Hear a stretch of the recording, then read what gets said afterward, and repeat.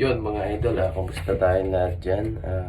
Gusto ko lamang i-share kasi kanina may nagbigay ng tip sa akin. Ayan, 20. So dito kasi sa cruise ship, basta pag ginalingan mo, napasaya mo yung pasahero, ay sigurado mabibigyan ka ng tip o kaya ng reward ng mga pasahero.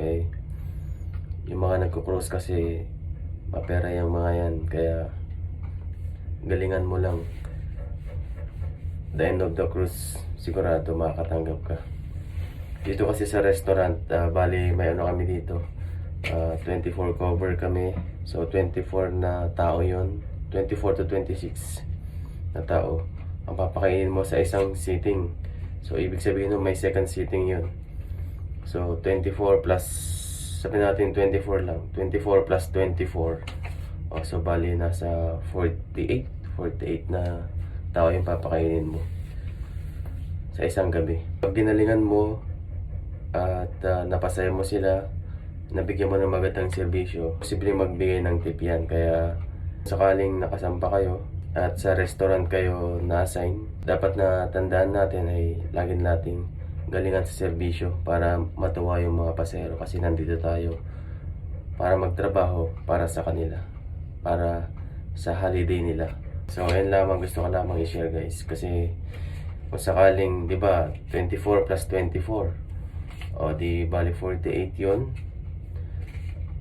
Paano kung nagbigay silang lahat ng tag 20, o sabihin na nating 10 pounds lang kada isa, o di ba, sa isang cruise, o kaya sa 7 days cruise. So hindi na masama, di ba? Kaya dapat galingan natin palagi sa trabaho, ibigay natin yung best natin, lalo pag nandito na tayo sa barko, kasi sigurado kikita ka dito. So kung sakaling nagbigay sila ng tag 10, kahit tag 10 lang, yun, 7 days, baka nang balang mag-compute doon, pounds. Yung pounds po ang palitan nasa 70 pesos. Kaya nang balang mag-compute kung magkano sa 7 days yung kikitain mo or yung reward mo, kasi nakapagbigay ka ng magandang serbisyo. Kahit nasabihin natin hindi magbigay lahat, at least kahit yung kalahati doon, di ba? Di pwede na.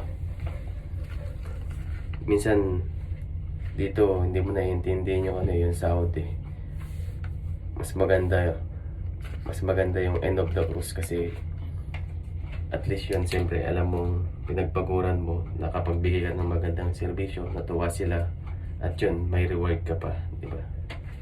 So yun lamang guys, computin natin hanggang isang buwan, sabihin natin isang buwan o 7 days, compute nyo kung magkano, tapos compute natin times 4 yun, kasi 28, sabihin natin 28 days lang, di ba? So ayun lamang guys, na-share ko lang kasi hindi para magyabang, para ma-inspire tayo.